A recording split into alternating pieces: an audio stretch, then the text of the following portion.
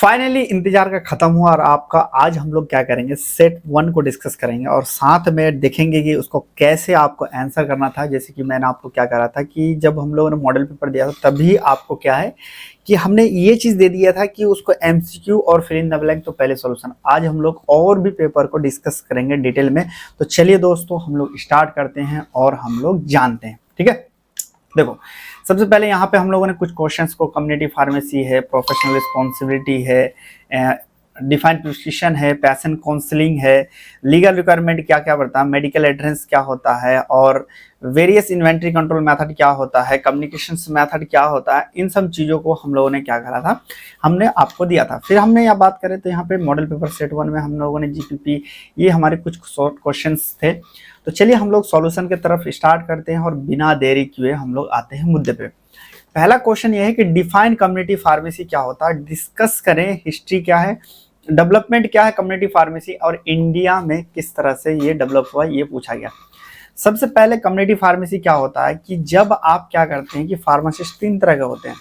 एक तो हॉस्पिटल में जो काम करने वाला उसे हॉस्पिटल फार्मासिस्ट कहते हैं, एक होता है क्लिनिकल जो मेडिसिन के बारे में करता है, जो उसका साइड इफेक्ट में काम करता है। कम्युनिटी मतलब आपने क्या करा कि आपने डी फार्मा कंप्लीट किया और आपने अपना जब क्लिनिक खोलते हैं यानी अपना फार्मेसी जब खोलते हैं उसे हम लोग कम्युनिटी फार्मेसी के नाम से जानते हैं। कम्युनिटी फार्मेसी वो फार्मेसी है, फार्मेसी होती है जहां सीधे public medicine, health related service और काउंसलिंग प्रोवाइड करती है। कम्युनिटी क्या है, कम्युनिटी फार्मेसी वह फार्मेसी है जहां सीधे पब्लिक क्या करती है, मेडिसिन को, हेल्थ रिलेटेड सर्विस और काउंसलिंग प्रोवाइड करती है। इसे हम लोग रिटेल फार्मेसी के नाम से जानते हैं। क्या, क्योंकि यह आमतौर पर मार्केट या फिर कम्युनिटी एरिया में स्थित होता है। हम लोगों ने जाना कि कम्युनिटी फार्मेसी क्या है, एक तरह का फार्मेसी है। Community pharmacy is the type of pharmacy in which public directly interact with pharmacist, उसी को हम लोग कम्युनिटी फार्मेसी के नाम से जानते हैं। ठीक है, अब इंग्लिश में देखें, community pharmacy is a health care establishment where the pharmacist dispense medicine, provide drug information, patient counselling and offer primary health care service to the community. यानी कम्युनिटी फार्मेसी क्या है, एक तरह का हेल्थ केयर एस्टेब्लिशमेंट है जहां पे क्या करता है कि हम लोग फार्मेसी क्या करते हैं, मेडिसिन डिस्पेंसिंग करते हैं, ड्रग इंफॉर्मेशन करते हैं और पेशेंट काउंसलिंग करते हैं और प्राइमरी हेल्थ केयर सर्विस देते हैं किसमें, कम्युनिटी को। उसी को ही हम लोग कम्युनिटी फार्मेसी के नाम से जानते हैं। क्लियर है। अब देखते हैं हमारे पास जो पहले कुछ देखते हैं, हमारे आज़ादी से पहले क्या था। फार्मेसी इंडिया में बात करें तो फार्मेसी प्रैक्टिस ज्यादातर ट्रेडिशनल हीलर जैसे कि विद्या हाकिम पर आधारित थे। पुराने जमाने में जो हम लोग फार्मेसी से पहले था, यानी इंडिपेंडेंस के पहले था, यानी आज़ादी से पहले। ब्रिटिश पीरियड में कुछ डिस्पेंसरी हॉस्पिटल बने लेकिन ट्रेंड फार्मासिस्ट की कमी थी। वहां पे कुछ हॉस्पिटल बने लेकिन ट्रेंड फार्मासिस्ट नहीं थी। मेडिसिन की क्वालिटी कंट्रोल और रेगुलेटरीज लगभग उसमें नहीं था, यानी जैसे चल रहा था लेकिन क्वालिटी कंट्रोल नहीं था। अब देखा जाए यहाँ पे इंग्लिश में देखते हैं कि इसका क्या है। Pharmacy practice in India was most based on traditional healer जैसे कि विद्या हकीम, इस तरह से करते हैं। During the British period some dispensary and hospital were built but were shortage of train pharmacist, उसमें ट्रेन फार्मासिस्ट नहीं था। There was almost no quality control and regulation of medicine, उसमें कोई क्वालिटी कंट्रोल नहीं था, कोई रेगुलेशन नहीं था उसमें। ठीक है, ये हम लोग बात करें तो इसको हिस्ट्री में जब हम लोग लिखेंगे कुछ इस तरह से लिखेंगे। अब देखते हैं 1960 से 1990 के बारे में बात करें, जिसको हम लोग ग्रोथ पीरियड के नाम से जानते हैं। पूरे देश में रिटेल फार्मेसी स्टोर क्या हुआ, तेजी से बढ़ने लगा। फार्मासिस्ट की रोल ज्यादातर डिस्पेंस करना, कंपाउंडिंग करना तक ही लिमिट थी। गवर्नमेंट ने जन औषधि केंद्र, आरएमपी कंट्रोल, ड्रग शेड्यूल जैसे क्या करा, स्ट्रेंथ इन्होंने स्टार्ट करा। यहाँ पे देखा जाए, यहाँ पे 1990 से 2010 में जो मॉडर्नाइज फार्मेसी के फेज के बारे में बात करें, पहले हमारे पास ग्रोथ फेज क्या, 1960 से 1990 में ग्रोथ फेज है। 1990 से 2010 तक क्या, फार्मेसी मॉडर्न होने लगी। इकोनॉमिकल लेवरेजेशन के बाद ब्रांडेड मेडिसिन और चेन फार्मेसी जैसे कि अपोलो हो जाए, गार्डन आए। ठीक है, फार्मासिस्ट ने पेशेंट काउंसलिंग, ड्रग इंफॉर्मेशन और क्रोनिक डिजीज मैनेजमेंट जैसे रूल को निभाना स्टार्ट किया। कंप्यूटराइज बिलिंग, इन्वेंट्री मैनेजमेंट और कोल्ड चेन स्टोरेज जैसे क्या करा, इन्होंने टेक्नोलॉजी स्टार्ट किया मॉडर्न फार्मेसी में। अब यहाँ पे देखें 2010 में और प्रेजेंट में देखा जाए तो इन डिजिटल इंडिया इनिशिएटिव ई फार्मेसी, जिसको हम लोग फार्मा एजी, 1mg या नेट फार्मेसी पॉपुलर हुए हैं। फार्मासिस्ट अब वैक्सीनेशन सपोर्ट, बीपी या sugar monitoring, medicine therapy management जैसे सर्विस देती है। गवर्नमेंट ने प्रधानमंत्री जन औषधि केंद्र के तहत जेनरिक मेडिसिन की उपलब्ध कराई है। टेलीमेडिसिन और होम मेडिसिन सर्विस ने कम्युनिटी फार्मेसी को एक्सेसिबल ये बनाया गया है। ठीक है, ये सारे क्या है, ये हम लोग हिस्ट्री यहाँ तक लिखना है। नेक्स्ट क्वेश्चन के बारे में देखते क्या रहा है, explain the professional responsibility of community pharmacist in detail. कह रहा है कि प्रोफेशनल रिस्पॉन्सिबिलिटी बताइए कम्युनिटी फार्मासिस्ट का। सबसे पहले यहाँ पे आप क्या करेंगे, आपके पास बचा हुआ टाइम, तो सबसे पहले आप क्या करें, कम्युनिटी फार्मेसी को डिफाइन करना है। लॉन्ग में क्वेश्चन पूछे तो पहले उन चीजों को डिफाइन करना है जो यहाँ पे नीड है। कह रहा है कम्युनिटी फार्मेसी वह फार्मेसी है जहां पब्लिक क्या करता है, medicine, direct health care service और काउंसलिंग प्रोवाइड करता है। क्या करता है, कम्युनिटी फार्मेसी है जहां पे पब्लिक क्या करता है, direct medicine, health related problem related service और काउंसलिंग प्रोवाइड करता है। इसे हम रिटेल फार्मेसी के नाम से भी जानते हैं। Community pharmacy is health care establishment where the pharmacist dispense medication, provide drug information, counselling patient and offer primary health care service. ये सारी चीज इसमें आप लोग लिखेंगे। Community pharmacy is also called retail pharmacy. क्या है, CP is also called retail pharmacy. ये आपको क्या है, आपको ऑब्जेक्टिव में पूछता है कि कम्युनिटी फार्मेसी को हम लोग किसके नाम से जानते हैं, तो हम लोग रिटेल फार्मेसी के नाम से जानते हैं। अब यहाँ पे देखा जाए कम्युनिटी फार्मासिस्ट क्या होता है, सोसाइटी में सबसे एक्सेसिबल हेल्थ केयर प्रोफेशनल होता है जिसकी जिम्मेदारी सिर्फ मेडिसिन नहीं तक सीमित नहीं होती बल्कि पेशेंट को सेफ्टी, काउंसलिंग और हेल्थ केयर लीगल कंप्लेंट्स तक फैलाती है। हमने क्या करा, यहाँ पे रोल पूछा गया कि कम्युनिटी फार्मासिस्ट या सोसाइटी में क्या है। देखो, कम्युनिटी फार्मेसी क्या सोसाइटी में सबसे एक्सेसिबल हेल्थ केयर प्रोफेशनल है, यानी तुरंत ही उससे पूछ लेता है। उसकी जिम्मेदारी सिर्फ मेडिसिन लेन देन तक सीमित नहीं बल्कि patient safety, counselling, public health और लीगल कंप्लेंट्स तक क्या है, ये फैली हुई है। अब यहाँ पे देखते हैं इसका रिस्पॉन्सिबिलिटी क्या होता है। सबसे पहले क्या है, एक्यूरेट डिस्पेंसिंग करना। क्या है, साथ में बोलना 3 बार, एक्यूरेट डिस्पेंसिंग करना, एक्यूरेट डिस्पेंसिंग करना और एक्यूरेट डिस्पेंसिंग करना। मतलब प्रिस्क्रिप्शन की लीगलिटी और कंप्लीटनेस और ऑथेंटिकेशन चेक करना। क्या है, ये आपका कम्युनिटी फार्मासिस्ट, क्योंकि कभी कभी फर्जी कोई लिख के दे सकता है। करेक्ट डोज, स्ट्रेंथ और ड्यूरेशन को वेरीफाई करना। मेडिकेशन एरर को प्रिवेंट करना। फिर अगर हम लोग बात करें तो पेशेंट काउंसलिंग का मतलब क्या है, पेशेंट को काउंसलिंग करना, उसके हिसाब से दवाई देना। मेडिसिन कब और कब कैसे लेना है, ये सब चीज बताना है आपको। साइड इफेक्ट, प्रिकॉशन और इंटरेक्शन एक्सप्लेन करना। देखो, ये सारी चीज रिस्पॉन्सिबिलिटी है। इसी तरह आप सेम टू सेम डिफाइन कर देना हुआ। इंग्लिश वाले क्या है, प्रिस्क्रिप्शन लीगलिटी लिख सकते हो, करेक्ट डोज स्ट्रेंथ लिख सकते हो, इस तरह से आप लिख सकते हो। और हिंदी वाले जैसे मैंने दिखा, ऐसे अगर लिखोगे तो आपको बहुत ही अच्छा मार्क मिलेगा। क्रोनिक डिजीज में एडहेरेंस इंप्रूव करना। ये सारे क्या है, पहला हमारे पास क्या, एक्यूरेट डिस्पेंसिंग करना, दूसरा हमारे पास क्या आता है, पेशेंट काउंसलिंग करना। नेक्स्ट पॉइंट देखते हैं। नेक्स्ट आता है हमारे पास rational use of medicine. Rational use of medicine का मतलब मेडिसिन की सही तरीके से यूज करना, जैसे एंटीबायोटिक और ओटीसी ड्रग का मिसयूज को रोकना। ड्रग रिलेटेड प्रॉब्लम को आइडेंटिफाई करना। क्या है हमारे पास, ड्रग रिलेटेड प्रॉब्लम को आइडेंटिफाई करना।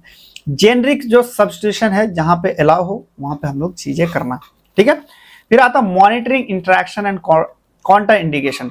मॉनिटरिंग के बारे में बात करें तो यहाँ पे हम लोग क्या करते हैं कि मॉनिटरिंग करना और काउंटर इंडिकेशन करना। किसके बारे में आता है, ये हमारे पास रिस्पॉन्स आता है। Drug to drug food disease interaction को चेक करना।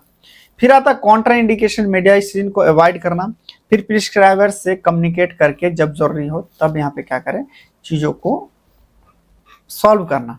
ये सारे क्या है हमारे पास रिस्पॉन्सिबिलिटी। ये सिर्फ हेडिंग याद रखना, रेशनल यूज ऑफ मेडिसिन, फिर मॉनिटरिंग इंटरेक्शन। देखो, जब शॉर्ट नोट बनाओगे तो सिर्फ आप हेडिंग को करना, उसके नीचे अपने मन से आप लिख सकते हो।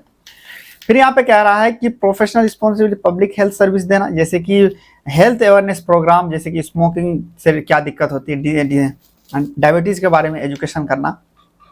बेसिक स्क्रीनिंग जैसे बीपी, शुगर और बीएमआई जहाँ पे वहाँ पे परमिट करना। इम्यूनाइजेशन को सपोर्ट करना। फिर इन्वेंट्री मैनेजमेंट, जैसे कि इसेंशियल मेडिसिन या फिर एडिक्वेट स्टॉक करना। प्रॉपर स्टोरेज एंड कंडीशन को मेंटेन करना। फिर एक्सपायर या फिर जो मेडिसिन खराब हो चुका है उसको हटाना। इन सब चीजों क्या है हमारे पास इन्वेंट्री मैनेजमेंट के अंतर्गत आता है। नेक्स्ट आता है हमारे पास, ये क्या है, हमारे पास ये प्रोफेशनल रिस्पॉन्सिबिलिटी। टोटल 6 पॉइंट है, 6 में से अगर 5 भी पॉइंट याद रखेंगे तब भी आपका चल जाएगा। नेक्स्ट क्वेश्चन यहाँ पे पूछा गया, define prescription, describe the various part of prescription with NEET diagram. देखो, डायग्राम अगर नहीं पूछे तब भी आपको क्या करना है, प्रिस्क्रिप्शन को डिफाइन करना है और वेरियस पार्ट ऑफ प्रिस्क्रिप्शन को वहां पे बताना है। देखो प्रिस्क्रिप्शन क्या था, prescription is a written order given by registered medical practitioner to a pharmacist which contain direction for prescription dispensing and administration of medicine to a patient। मतलब prescription क्या है, एक तरह का रिटन ऑर्डर है जो क्या है रजिस्टर्ड प्रैक्टिशनर के द्वारा लिखा जाता है, किस लिए, ताकि फार्मासिस्ट का ऑर्डर दे, किस लिए, ताकि सही दवाई और सही डिस्पेंसिंग कर पाए, किसको, पेशेंट को। उसी को ही हम लोग प्रिस्क्रिप्शन के नाम से जानते हैं। देखो क्या आता है हिंदी में, प्रिस्क्रिप्शन एक लिखित आदेश होता है जिसमें डॉक्टर दवा कैसे तैयार, डिस्पेंसिंग और पेशेंट को कैसे देना है, यह सब निर्देश कौन देता है, फार्मासिस्ट को निर्देश देने के लिए करते हैं। अब देखो कुछ यहाँ पे पार्ट ऑफ प्रिस्क्रिप्शन जब आए, इस तरह से आपको डायग्राम बनाना है, क्या है, डायग्राम बनाना जरूरी है, ठीक है। सबसे पहले डेट, यहाँ पे एज और नेम, सुपरस्क्रिप्शन के बारे में बात कर रहे हैं, इनस्क्रिप्शन के बारे में, सब्सक्रिप्शन, सिग्नेचर, इस तरह से आप पार्ट ऑफ प्रिस्क्रिप्शन को कर सकते हैं। जैसे यहाँ पे देखा हुआ कि पार्ट ऑफ प्रिस्क्रिप्शन डेट लिखा रहता है, यहाँ पे पेशेंट का लिखता है, सुपरस्क्रिप्शन, इनस्क्रिप्शन, सब्सक्रिप्शन, सिग्नेचर और प्रिस्क्राइबर नेम, एड्रेस, इस तरह से चीजें पूरे लिखे रहता है। इसी को हम लोग प्रिस्क्रिप्शन के नाम से जानते हैं। क्लियर है, ये आपको पूरा का पूरा क्या है लिखना पड़ेगा, इस पे ही नंबर मिलेगा आपको, ये जरूर लिखना। अब इसको लिखने के बाद फिर आपको क्या पार्ट ऑफ प्रिस्क्रिप्शन को डिफाइन करना। सुपरस्क्रिप्शन जहां आप देखे होंगे सिंबल RX रहता है, उसको हम लोग सुपरस्क्रिप्शन होता है, इसका अर्थ होता है यू टेक, ठीक है। अब फिर आता है कि फार्मासिस्ट को निर्देश से शुरुआत देता है, ठीक है। फिर अगर बात करें इनस्क्रिप्शन में रहता है, इसमें मेडिसिन के नाम, स्ट्रेंथ और क्वांटिटी लिखा रहता है। जैसे यहाँ पे डोलो लिखा रहता है, 200 mg लिखा रहता है और क्वांटिटी यहाँ पे 10 लिखा रहता है। एग्जाम्पल में यहाँ पे एमोक्सिसिलिन कितना लेना है, हमारे पास टेबलेट लेना है और कितना 500 mg का लेना है। सिरप क्या लेना है, यहाँ पे देखो कितना 120 mg लेना है। इस तरह से क्या आता, फिर आता हमारे पास सुपरस्क्रिप्शन में वहाँ फार्मासिस्ट के लिए निर्देश दिए रहते हैं मेडिसिन को कैसे तैयार करना है। फिर एग्जाम्पल में जैसे कि यहाँ पे डिस्पेंस 10 मेडिसिन, यानी कि तैयार मतलब कि कितना यहाँ पे डोज लेना है, यानी 10 दिन का लेना, 5 दिन का लेना, कितना ml लेना है। फिर अगर हम लोग बात करें सिग्नेचर के बारे में बात करें, तो यहाँ पे बात करते हैं सभी डायरेक्शन को पेशेंट, इसे हम लोग इसे डायरेक्शन टू द पेशेंट भी कहते हैं सिग्नेचर को, ठीक है। इसमें क्या रहता है, डॉक्टर पेशेंट को दवाई कैसे लेना है वो लिखता है। एग्जाम्पल पे यहाँ पे यू टेक 1 ट्वाइस, जैसे कि टीड लिखा रहता है तो दिन में 3 बार लेना है, बिड लिखा रहता है दिन में 2 बार लेना है, इस तरह से हम लोग लिखते हैं। अब पार्ट ऑफ प्रिस्क्रिप्शन लास्ट में आता है पेशेंट इन्फॉर्मेशन, जिसमें पेशेंट का पूरा आइडेंटिफिकेशन रहता है। पेशेंट इन्फॉर्मेशन पहले भी लिख सकते हो। फिर आता है कि प्रिस्क्राइबर इन्फॉर्मेशन, जैसे डॉक्टर का नाम, क्वालिफिकेशन, रजिस्टर्ड नंबर और एड्रेस, सिग्नेचर पूरा लिखा रहता है। प्रिस्क्रिप्शन को लीगलिटी, वैलिडिटी दिखाता है और डेट रहता है, लास्ट में जहाँ पर डेट लिखा रहता है। इन सब चीज़ों को क्या है हमारे पार्ट ऑफ प्रिस्क्रिप्शन में पूरा चीज़ें रहते हैं। यहाँ पर लिखोगे तब आपको अच्छा खासा नंबर मिलेगा। इसमें सबसे इंपॉर्टेंट नंबर रहता है, आप जैसा डायग्राम बनाएंगे वैसा ही आपको मिलता है। नेक्स्ट क्वेश्चन पूछा, what is a patient counselling and explain the different stage of patient counselling in detail. कह रहा पेशेंट काउंसलिंग क्या है। देखो पेशेंट काउंसलिंग एक तरह का प्रक्रिया होता है जिसमें क्या करते हैं हम लोग कि पेशेंट की जानकारी हम लोग ज्यादा से ज्यादा अंदर से उसका निकालते हैं। एक तरह का प्रोसेस है जिसमें हम लोग उसका मेडिकेशन हिस्ट्री जानने की कोशिश करते हैं, जिससे हम लोग अच्छे से ट्रीटमेंट कर सकें। Patient counseling is the process in which pharmacists provide information, advice, guidance to the patient about proper use of medicine, including dose, time, side effect, precaution, and lifestyle modification and history. Patient counselling वह प्रक्रिया है जिसमें pharmacist मरीज को उसकी दवाई के बारे में पूरी जानकारी देता है ताकि वह दवाई को सही, सुरक्षित और प्रभावित तरीके से ले सके। उसी को हम लोग पेशेंट काउंसलिंग के नाम से जानते हैं। अब देखो पेशेंट काउंसलिंग सिंपल सा मतलब है कि पेशेंट काउंसलिंग फार्मासिस्ट द्वारा दवाई को सही तरीके से जानकारी देना, सही तरीके से उसके बारे में समझाना, उसी को ही हम लोग पेशेंट काउंसलिंग के नाम से जानते हैं। देखो कौन कौन से। पहला आता है इंट्रोडक्शन, मतलब पहले अपने बारे में बताएंगे, फिर आप उसके बारे में बताएंगे। फिर पेशेंट असेसमेंट करते हैं, मेडिकेशन रिव्यू करते हैं, प्रोवाइड इंफॉर्मेशन करते हैं, चेक इन करते हैं, उसके बाद एडिशनल करते हैं, उसके बाद हमारे पास क्लोजिंग करते हैं। इसको हम लोग डिटेल में जानेंगे, पहले इसको जान लो। पहला क्या है इंट्रोडक्शन क्योंकि इंपॉर्टेंट है यार, ये क्वेश्चन बहुत इंपॉर्टेंट है। Introduction, patient assessment, medication review, provide information, checking understand, additional advice and closing. ये पूरा 7 पॉइंट में हम लोग क्या करते हैं, पूरा स्टेज करते हैं, ठीक है। सबसे पहले यहाँ पे देखा जाए पेशेंट काउंसलिंग में एक स्ट्रक्चर प्रोसेस होता है जिसमें आमतौर पर 7 स्टेज में समझाया जाता है। पहला आता है एस्टेब्लिश रिलेशनमेंट, या तो फिर हम लोग इसको इंट्रोडक्शन के नाम से जानते हैं। क्या कह रहा है, फार्मासिस्ट पेशेंट से फ्रेंडली और रिस्पेक्टली तरीके से बात करना स्टार्ट करता है, जैसे कि अपना परिचय देता है, I am your pharmacist, I will guide you about your medicine, patient को कंफर्ट फील करवाता है, फिर उसको काउंसलिंग की शुरुआत करता है। पहले क्या इंट्रोडक्शन करता है, यानी अपने बारे में बताता है, फिर आपको स्टार्ट करता है। पेशेंट असेसमेंट या फिर इंफॉर्मेशन गैदरिंग, फार्मासिस्ट पेशेंट से रिलेटेड जानकारी कलेक्ट करता है, जैसे कि वेट क्या है, एलर्जी क्या है, करंट मेडिकेशन क्या खाते हैं, डायबिटीज या अस्थमा या कुछ तो हुआ नहीं है आपको, कोई स्मोकिंग तो नहीं करते हैं। इसमें ये चीज होता है कि पेशेंट की समझ जानकर उसको काउंसलिंग करते हैं, फिर उसको हिसाब से हम उसे दवाई देते हैं। फिर आता है मेडिकेशन रिव्यू। मेडिकेशन रिव्यू में फार्मासिस्ट क्या करता है, प्रिस्क्रिप्शन या मेडिसिन को डिटेल में रिव्यू करता है, करेक्ट डोज, करेक्ट रिस्पॉन्स है और possible interaction, counter indication, duplicate therapy, इन सब चीजों को हम लोग करते हैं। यानी पहला क्या हम लोग इंट्रोडक्शन, दूसरा हम लोग इन्फॉर्मेशन गैदरिंग, तीसरा हमारे पास मेडिकेशन रिव्यू, उसके बाद आता है हमारे पास चौथा प्रोवाइडिंग मेडिकेशन इन्फॉर्मेशन। या काउंसलिंग का सबसे इंपॉर्टेंट स्टेज है, जो फार्मासिस्ट पेशेंट को बताता है कि दवा कब और कैसे लेनी है। ठीक है, दवा कब और कैसे लेनी है, डोज, फ्रीक्वेंसी और ड्यूरेशन। फूड इंटरेक्शन बात करें, पॉसिबल साइड इफेक्ट और उनमें कैसे बचे, मिस डोज को कैसे बचा सकते हैं। एग्जांपल के बारे में बात करें कि टेक दिस टेबलेट ट्वाइस, जैसे कि यहाँ पे लिख सकते हैं, यानी कि पूरा हम लोग उससे पूरा मेडिकेशन इन्फॉर्मेशन देते हैं। फिर आता है चेकिंग पेशेंट अंडरस्टैंड। फार्मासिस्ट क्या करता है, पूछता है उससे कि आपने सही तरीके से लिया, समझी या नहीं। लास्ट में हम लोग अंडरस्टैंडिंग, जिसको हम लोग फीडबैक भी लिख सकते हो। नेक्स्ट पॉइंट था providing additional advice, lifestyle modification, diet, exercise, smoking, monitor parameter जैसे कि बीपी या शुगर करते हैं, वार्निंग साइन जैसे कि डॉक्टर को दिखाना जरूरी हो, एड्रेस टिप जैसे पिल बॉक्स या रिमाइंडर करते हैं। फिर क्लोजिंग सेशन जैसे कि फार्मासिस्ट क्या करता है, समराइज करता है और पेशेंट को इंकरेज करता है, उसका कोई भी डाउट हो तो उसको जवाब देता है। यानी मेनली 7 पॉइंट में वो अपने चीजों को कंप्लीट करता है। आपको क्या करना है, दोबारा से देखना है, अगर स्टार्ट नहीं समझ में आए तो दोबारा क्वेश्चन आप लोग मुझे पूछ सकते हो, मैं आपको जरूर जवाब दूंगा। ठीक है, नेक्स्ट कह रहा है discuss the legal requirement and site selection criteria for setup a new community pharmacy. पूछ रहा है कि हमें बताइए कि लीगल रिक्वायरमेंट क्या जरूरत है और साइट सिलेक्शन किस तरह का सेटिंग होना चाहिए जब हम लोग न्यू कम्युनिटी फार्मेसी करते हैं। देखो यहाँ पे आता है सबसे पहले, इंडिया में कम्युनिटी फार्मेसी खोलने के लिए legal compliance, qualified pharmacist, proper storage और एडिक्वेट स्पेस होना चाहिए। यानी आपके पास जब कम्युनिटी फार्मेसी आप खोलते हैं तो आपके पास एक पूरा हर चीज वैलिड होना चाहिए, ऐसा नहीं कुछ भी होगा खोलें। इंडिया में फार्मेसी खोलने के लिए ड्रग एंड कॉस्मेटिक एक्ट 1940 और ड्रग एंड कॉस्मेटिक एक्ट 1945 के नियमों का पालन करना अनिवार्य है। ठीक है, साइट सिलेक्शन में पॉपुलेशन, एक्सेसिबिलिटी, कंपटीशन, सेफ्टी और हेल्थ केयर फैसिलिटी, प्रोक्सिमिटी जैसे कि फैक्टर बहुत ही अहम भूमिका इसमें निभाती है। ठीक है, और भी डिटेल में अगर आप जानना चाहते हैं तो आप हमारे ऐप को वहां पे डाउनलोड कर सकते हैं और वहां पे आपको सारा का सारा चीज वहां पे PDF भी मिल जाएगा। तो चलिए दोस्तों, मिलते हैं फिर नेक्स्ट वीडियो में, तब तक के लिए बाय बाय, टेक केयर।